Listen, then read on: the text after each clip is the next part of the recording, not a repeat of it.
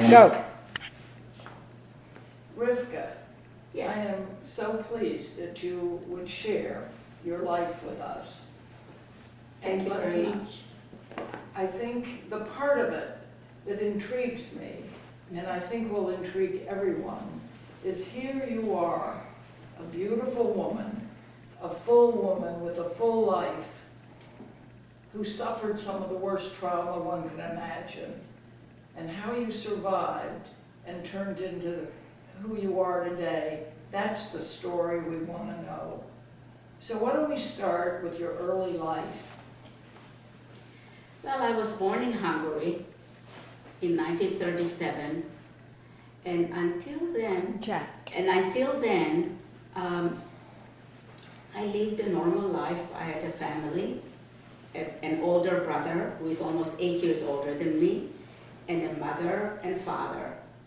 And I come from a very large family. Both sides of my family were Orthodox Jews. My mother was one of 8 children, and my father was one of 13 children. So you can imagine how many cousins, aunts, and uncles I had as a little girl. The only schooling that I got was kindergarten in Hungary, but not in public school, but in a synagogue, Okay. Jewish school. By that time, my brother couldn't go to public school, and they immediately organized Jewish day schools. So my brother went to a Jewish day school, and really in those days, nobody had cars, and they had to walk to school, and he really had to fight his way going to school and coming home. They wore uniforms, and by this time, every child, including myself, I was 5.5 years old, I already had to wear the yellow star on my clothes if my parents allowed me to go out to get together with them. Of course, they wouldn't let me go out to the street by myself, I was too young. But my brother went to school like this and had to fight his way back and forth from school. At home, we led a very nice Jewish life. My mother was a wonderful cook. I didn't know from anything, it was a very small apartment that we lived in, nothing grandiose. My parents moved to the city of Kolozsvár from Debrecen, where I was born, because by that time they took away their bakery. They had a bakery and they took it away from them. So my father got a job in Kolozsvár. He had his oldest brother lived there, and he invited him to come and said, "We'll find a job for you and you will work and it will be fine." And it was really a menial job in a cement factory, if you can imagine, after having a business. And he went to work. He was a very honest person, very straightforward, strict, wonderful father. And we celebrated the holidays in the kitchen. There was no living room, dining room. It was a kitchen and a bedroom. Yeah, so you're describing an ordinary life An ordinary in life. which you weren't even conscious of.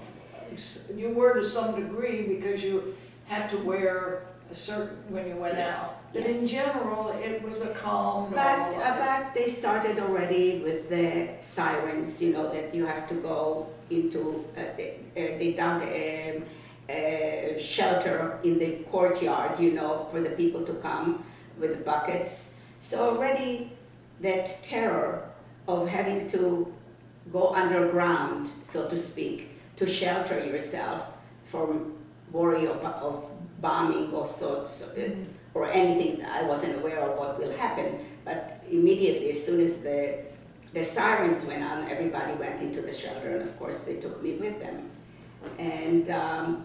And the bucket was there for anybody who had to go. There was no bathrooms out there, Yeah. so it was already There was shaken up. Yeah. Yes, tense childhood. Yeah. And in 1944, the Germans entered Hungary. Hungary was allied with the Germans until then. So as soon as they entered, the deportation of the Jews began. They deported 1,200 Jews a day out of Hungary to concentration camps, primarily to Auschwitz-Birkenau.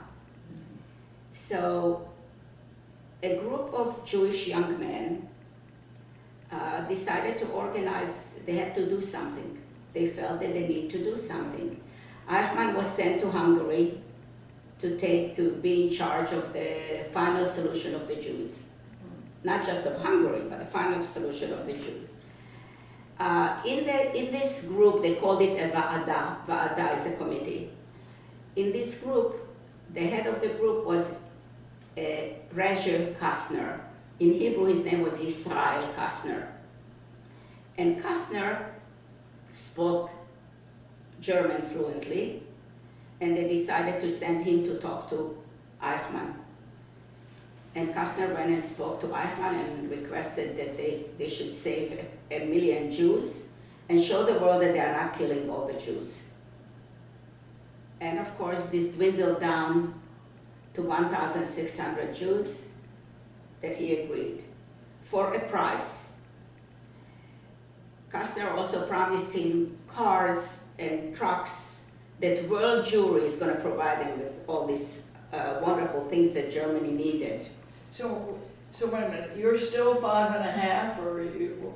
Yeah, 6? I am already 6.5 by the time I finish kindergarten. I have a very late birthday. My birthday is late October. Okay. So you were that age, and things were getting tense, but the group that was organized were a group of Jewish men. Yes. Who were going to negotiate With the safety. Yes. Of your group. Exactly. And your level of awareness? I was not aware of anything. Okay. I was aware of my mother and my father and my brother. Okay. That's it. And I always said, if my mother smiled, I smiled. If she cried, I cried. You know, I reflected everything that my mother showed. So, okay, so yes. I get the picture, but Yes. the tension is growing. The tension is growing. And the tension is growing during the summer of '44. My mother prepared, my father was taken in 1943 already to forced labor camp. And you were aware of that, of course. I was aware that my father is not home. He doesn't come home from work. He's no longer there. Right. It's the three of us. Of course, my mother was in touch with sisters and brothers and her mother and father and the in-laws, you know. Right. But the phone didn't exist in those days. Phone calls were not made. We didn't have phones at home. We couldn't call from any place. And who are they going to call? They don't have phones at home either, you know. So only by writing, you know, writing letters and Right. whatnot that went. In 1944, during the summer, already my mother was aware that we are going to be taken away. And she prepared a knapsack for each and one of us.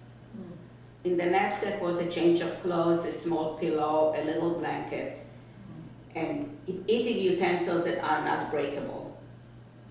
The what? I'm sorry. Eating utensils that are not breakable. Ah. A cup, a plate that is made out of tin foil or whatever it is, that is not breakable. And that was it. And she instructed my brother that in case she's out shopping for food in the neighborhood only, because obviously she didn't have a car, she walked to the grocery next door or whatever, if they come for us, he should start dressing me in layers. And I was crying because it was summertime and it was hot, and why do you put more clothes on me? My mother was not home, and they caught her in the street, and she begged them to allow her to come home to her children. They allowed her to come home. this I remember. I have very photographic memory. We were taken out of the house, out of that part of the house, and I was standing outside, each and one of us with a little knapsack, and I had a little umbrella that was like light blue with roses on it, child's umbrella. And I took it, my mother put it in my knapsack with us. And they closed the door, they took a piece of board, and they hammered it from one side of the door to the other in an angle, saying, "This was yours, but it's no longer yours. This is ours." That's what they did to the wealthiest and the poorest. They kicked them out of their place and took everything away. The only thing we had on ourselves is what my mother put in the knapsack. So were the three of you taken? The three of us were taken together, put on a truck, and they brought us in the city of Schlossberg. There was a brickyard factory, and the brickyard factory was not working. It was empty. So, you know, in the brickyard factory, they only had a roof because they used to put the bricks on big tables and let the wind from all over dry the bricks. And we were there for a few months, sleeping on the ground. And when it rained, my mother stuck the umbrella into the ground, opened it up so it won't rain on top of my head. Oh. I will remember it for the rest of my life. You know, I just... It's amazing the little things in life that happen to you, you know. And from this brickyard factory, we were taken to Budapest, which is the capital of Hungary. Yeah. We were put in a school for the deaf, and from there we were loaded up into cattle cars. We were told that we will go to Spain or Portugal, that this group will be saved, and we will go to Spain or Portugal. And we were on this cattle car, hundreds of people in one thing, no seats, no bathroom, nothing. I was so tiny I could sit on the ground, on the floor, you know, but not too many people scoot down even to sit on the bottom of the train. And we were taken and for quite a few days. In the midst of all this, I got chicken pox. Oh. If you can imagine this. Oh my God. There was a woman doctor in the train, and she helped us a little bit. But I had chicken pox, and I was very small. I'm not big now. But my mother wasn't a tall woman, and in fact, growing up and growing to maturity, I was a touch taller than my mother. So you can imagine how tall my mother was. And why am I telling you this? Because we rode for quite a while, and we wound up in Germany, in Bergen-Belsen. Oh. Instead of going to Spain or Portugal, he decided that he's not going to allow us to do that, and because the war broke out over there too, and took us to Bergen-Belsen. It's not an extermination camp, but so many people have died there from starvation, from illnesses, from everything. When we got off the train, and as we were approaching, it was interesting how smart my mother was. She took the blanket out of her bag. She put me inside the blanket and held me, covered me completely, and walked through the gate with me like a baby. And they said to her, "Is the child sick?" And she says, no, she's just sleeping. She was afraid if they'll just see that I have chicken pox, they'll take me away from her. Right, right. So luckily, I survived. They separated my brother from us because the men went to one side of the camp, barbed wires all around, and the women were in another camp. And you have seen pictures of concentration camp where everybody sleeps on top of each other or in a wooden beds. That's exactly how we were, hundreds of people in one barrack. And the food was negligible, you know, a little bread, a little dirty soup that I couldn't eat it then, can you imagine now? So, but even there they tried a little bit to teach us. The routine of the camp was that they counted us twice a day. We had to get out of the barracks, and it didn't matter if it rained, and it didn't matter if it snowed, and it didn't matter if the sun was shining. Twice a day they were counting. Where would we go? Most of the people that were on this train were women with children and older men who no longer qualified to be in forced labor camp, okay? So where are we going to escape to? But they counted with, you know, with German shepherds and with revolvers on their shoulders. You cannot forget this, ever. And what was your feeling during this period? Were you terrified? Were you? I think I was afraid. I was afraid of them, but I was observing. They also had like a carousel of toilets outside.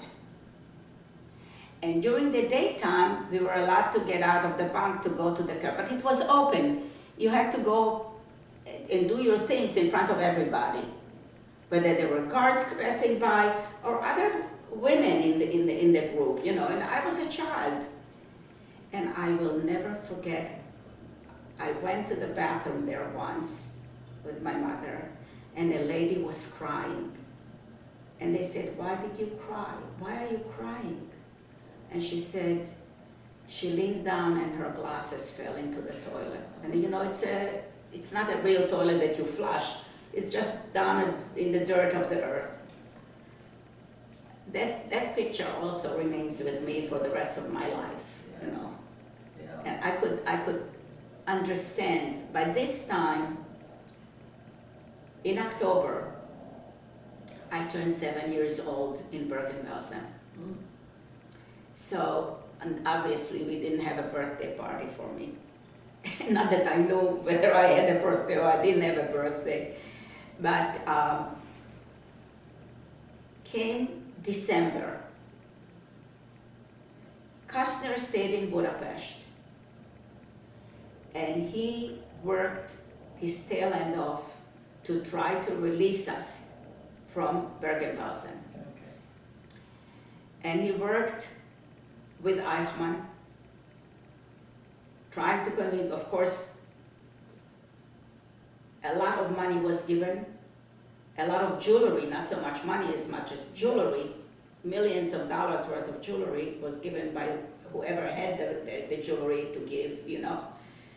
And promises were made, and finally, in December 44, they announced that they are releasing us from the camp. You have been there for now? We have been there since the summer, about 7 months. Uh-huh.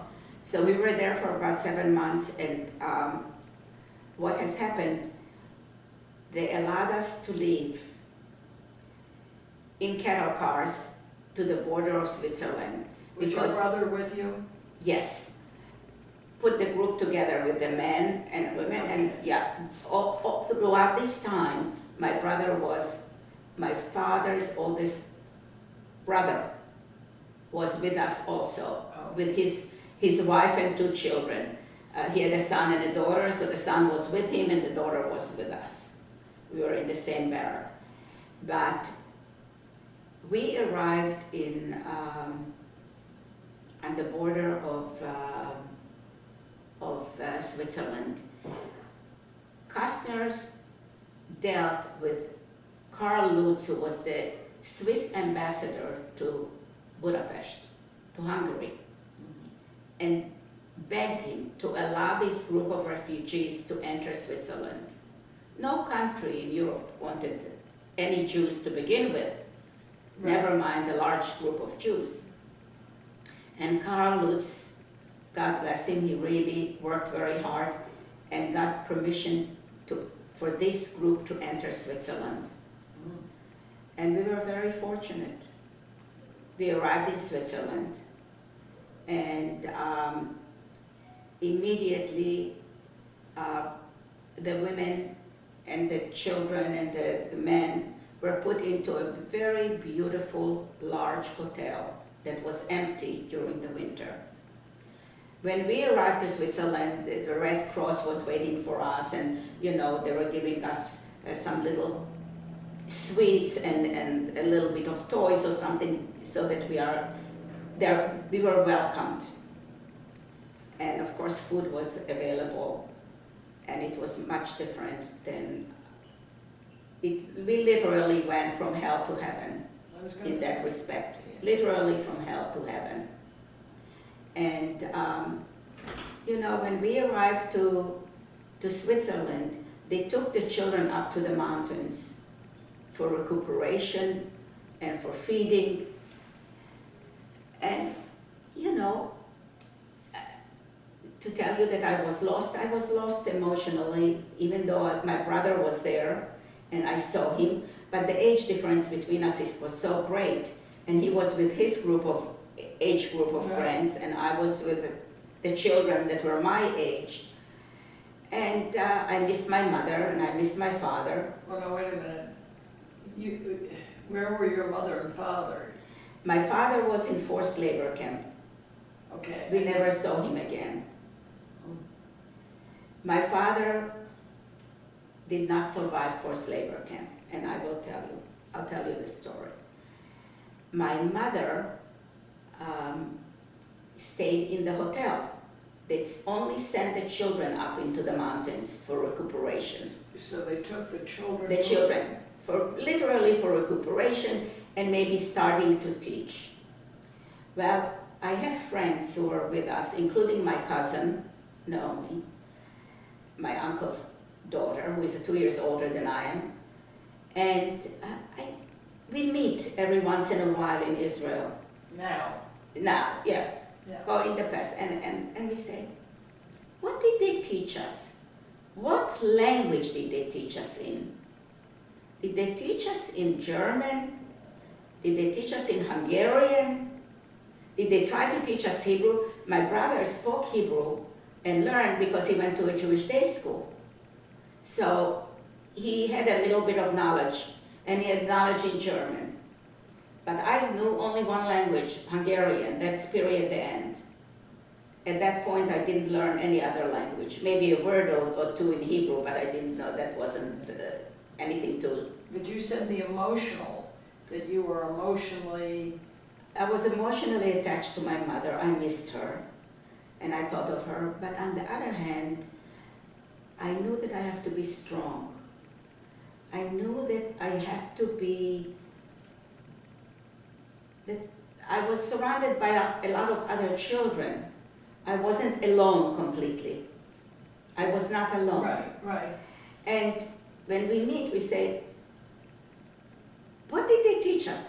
None of us, including my brother, cannot remember in what language and what did they try to teach us. And I came to the conclusion that the reason was we were also worried of what will be. Where are we gonna go back to Hungary? Are we gonna go back to our home? Right. Where are we? And what are we gonna do? What's gonna happen? Everybody, in spite of the fact that we were young and we didn't have a say in any of it, but none of us knew what will happen to us. Kind of terrifying. Yeah, it was a very difficult thing to cope with, but we all had the same feeling, and that's very interesting. Well, I think it's fascinating that you say you knew you have to be strong. I think it's as easy to know that you're gonna fall apart as to say, I've got to be strong. I just knew that I have to be strong. I really felt But that don't you- I know that I have to be strong, to persevere. So this has Okay. got to be one of the themes of your life. Yeah. We stayed in Switzerland, I think 7 months or 10 months, because the British wouldn't allow us into Palestine. And the war was over, and my mother wanted to go back to Hungary to look for the family, for her mother and father. She wanted to look for her sisters and brothers, and for my father primarily. And my uncle said to her, no, we are not going, and he was a wealthy man in Hungary. No, we are not going back to Hungary, ever. We are going to go to Palestine, and we look for the family from there. If I tell you that there isn't a day in my life that I don't thank him. I am now 82 years old, and I say thank you every day of my life that he made that decision, because we literally went from a Nazi regime in Hungary. They were just as bad as the Nazis. From hatred to love. We went to Palestine. Eventually, after they worked very hard on allowing this group to enter Palestine. So, early 45, they allowed us in. And they allowed us in, but we had nothing but the clothes on our back. That was it. And they put the women into a hotel for women. A lot of women came with children, no husbands. And the children were dispersed to different kibbutzim according to age. So here I was separated from my mother. I was almost 8. And my mother was in Haifa in a hotel and working. My brother was in one kibbutz and I was in another kibbutz because they separated us. Some kibbutzim were able to accept children because they had children that age. And for my brother, they had to find a kibbutz that had children his age. By this time, he was 15 years old. Yes? And I was almost 8. And he was almost 16. So we stayed in the kibbutz. I saw my mother twice a year. She came to visit me once. And in the summertime, I was taken to Haifa. I had an uncle who lived in Haifa, my father's younger brother, who left Hungary. He was the only smart one who left Hungary, and he said, I'm a teacher, I'm not going to teach these anti-Semites. And he went to Palestine before the war broke out. So he was there in Haifa. And I stayed with them because in the hotel for women, they did not allow children. So I was able to see my mother, and I stayed with cousins and with my uncle and aunt in the summertime for a few days here and there. And look, I learned to be fairly independent. And my mother showed up in the kibbutz 3 years after we arrived to let me know that she got remarried because they already found out that my father was killed. My father served in the forced labor camp with a brother-in-law of his. And the brother-in-law survived, my father collapsed, and they shot him dead. And his brother-in-law came back to Hungary to find out that his wife and daughter were murdered in Auschwitz.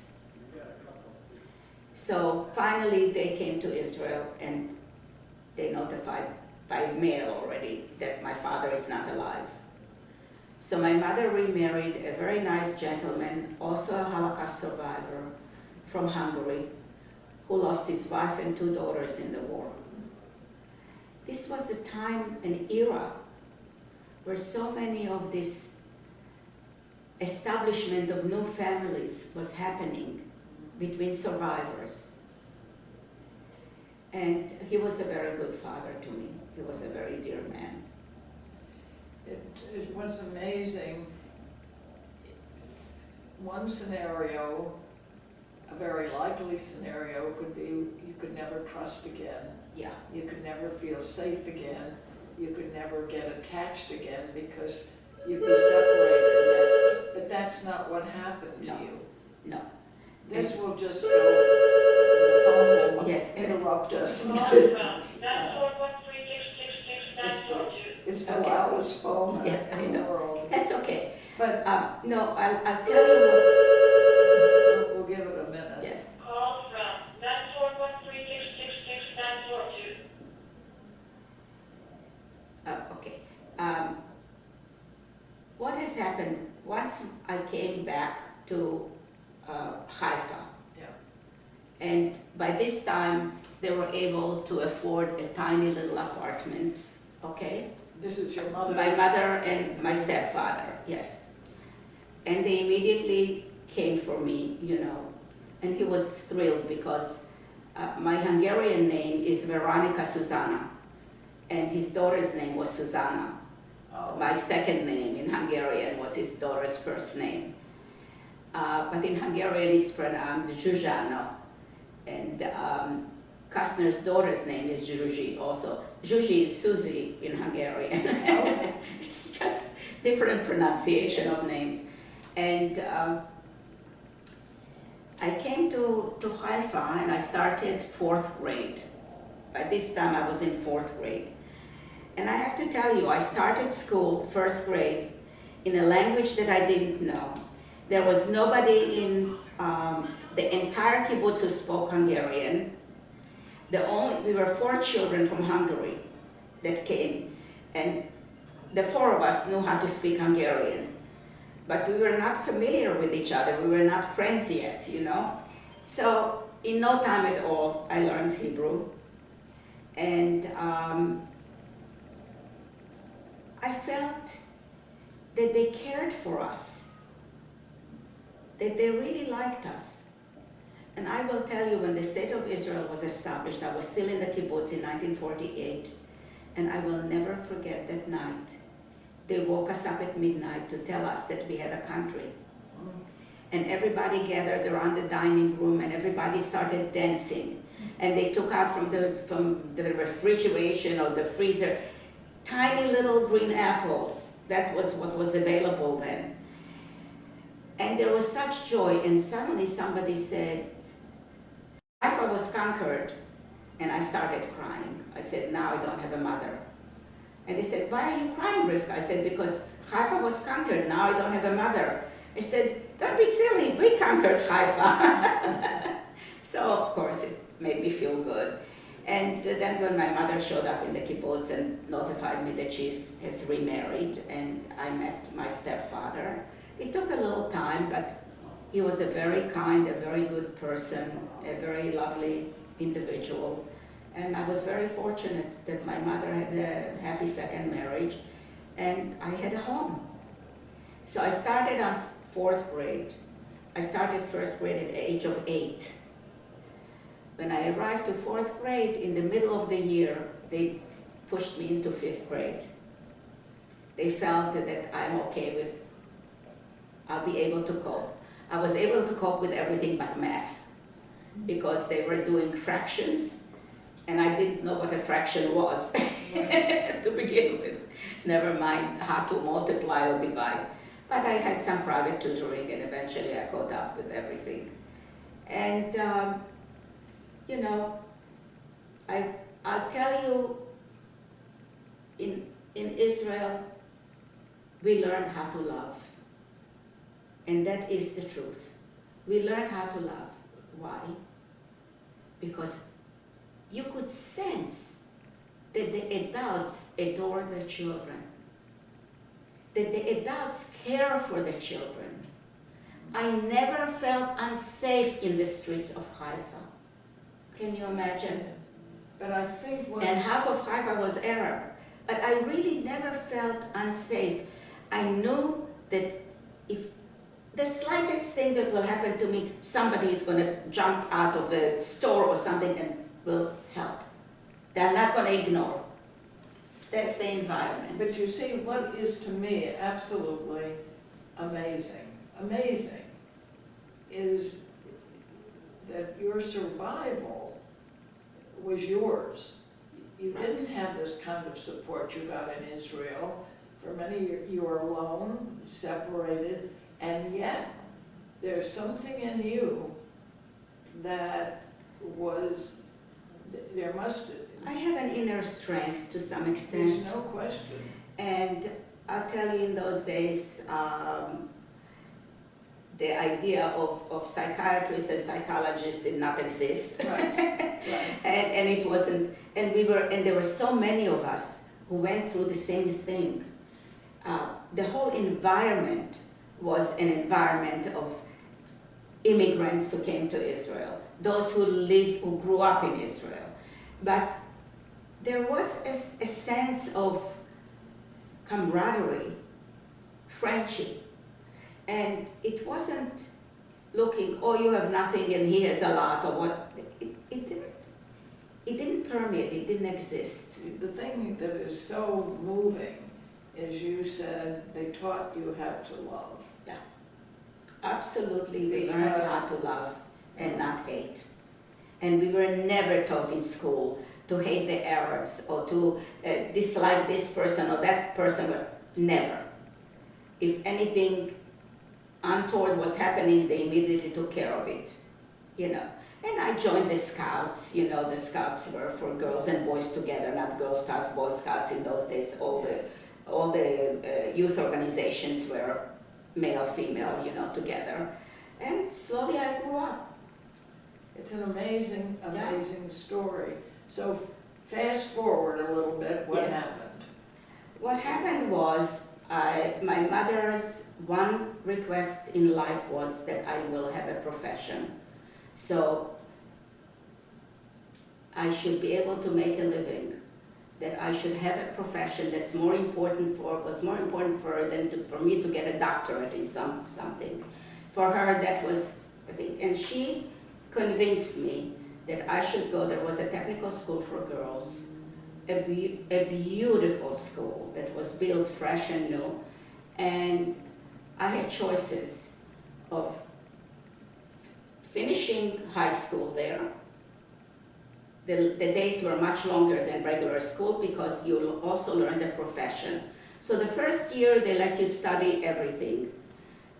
You could study cooking or clothing design, children's clothing design, couturier design, whatever you liked, and other professions.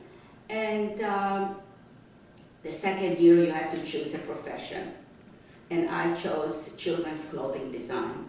And how old were you at this point? At this point, I must have been 15, 15, And 16. So that's interesting. I chose that.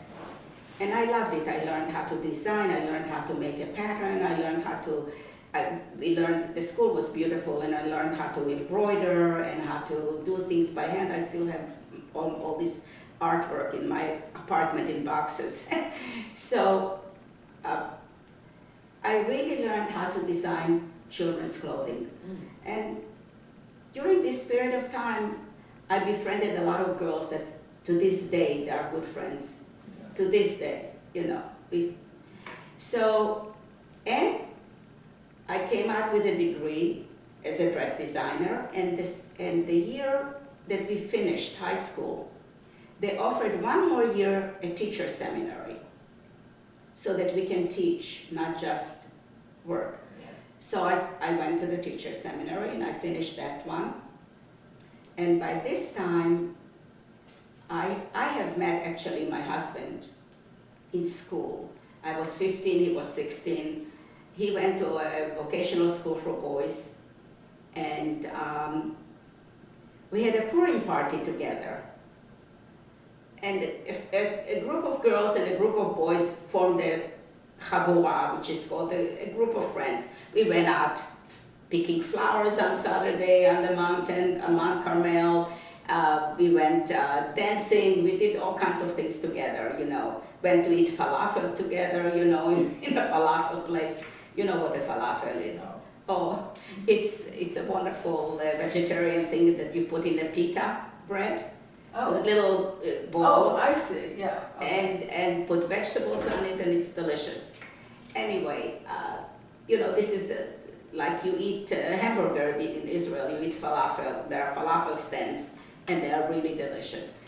So we did a lot of nice things together as a group. And my husband and I fell in love with each other eventually, not immediately. You know, immediately we were friends first, and we fell in love, and he wanted to come to America, and I let him talk. And he said, you know what, Rifka, I'm going to America, I have an uncle in America, I want to study aeronautical engineering. And in those days, there weren't as many colleges in Israel as there are today. So it wasn't easy to be accepted. And he said to me, in a year's time, I'll come back for you. I said, go to the ship, I'll give you a kiss goodbye, and that night I'm going out with somebody else. I'm not the most beautiful girl in town, but I'm not the ugliest. I'm not waiting for anybody for a year. I was honest, you know. I was going to go to the military. I'm going to meet so many guys. I'm going to sit like this. No, he will come back for me. Nonsense. Said, in that case, then we are going to get married first. And I said, okay. So we got married, and I did not believe for a second that we'll come to America. I'm honest. Because I felt, where do we take the money? He's dreaming, you know? So you got married? We got married. I worked. I went to work as a teacher. And where was he? Did he go? And he was working already. He finished his army service, and he started working also. But he was behind the scene.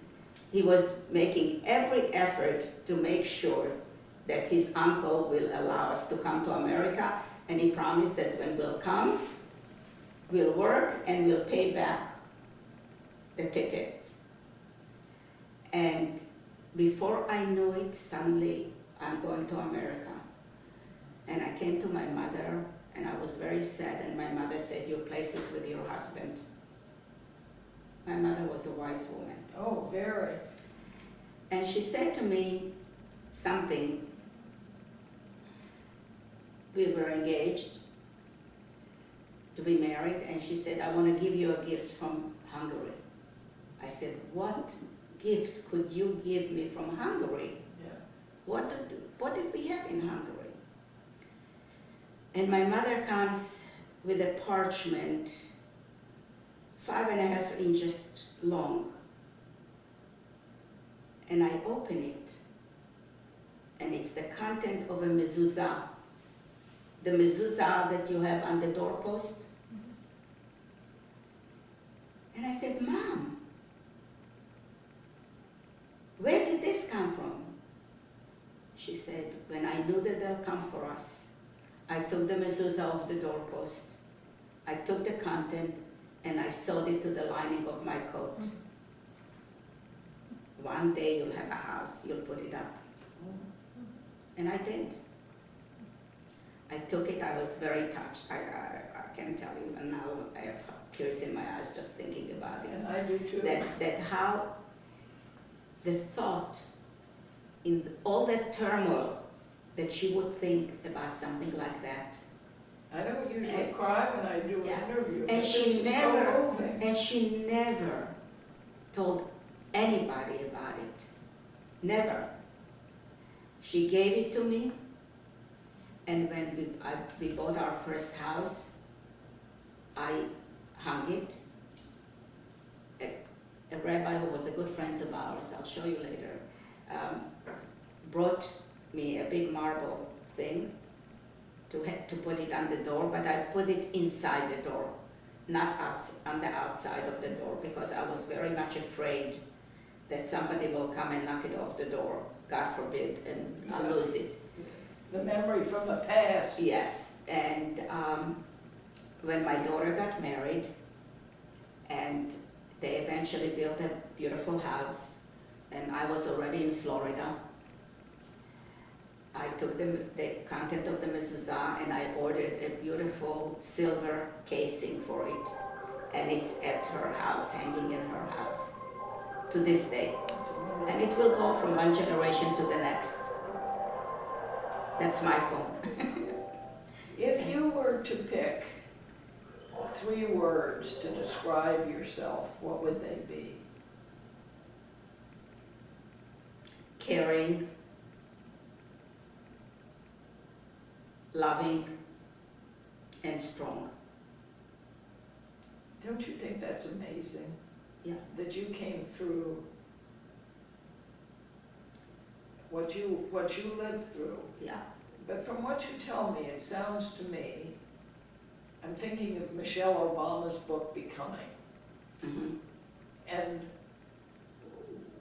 they had no money, but she had parents Mm-hmm. who really honored the children, Mm-hmm. not just loved them, but were Honored them. supportive. Mm-hmm. And it sounds to me that you have inner strength, but you had a mother and a father, but more particularly your mother, who was real, you knew she loved you. Oh, absolutely. You knew that you were central to her. Yeah. So you had that to give you some strength. Right. And then you have your own inner strength. And she adored and loved my brother too.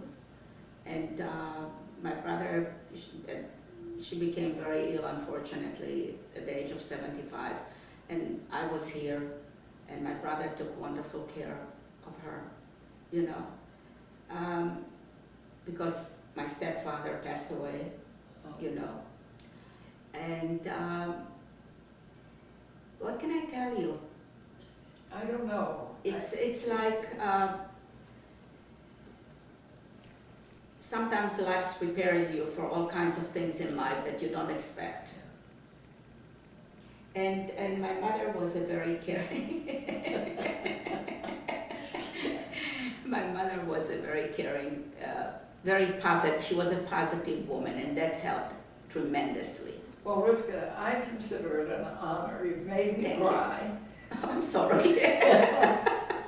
And you're an inspiration. Thank you. Thank You you. really are. Thank you. Thank you so much. Thank you for the interview. That was unexpected, and I was happy that you asked me. And Well, I love living here and among friends, and well, it was very nice. thank you so much. Thank you. You're very welcome.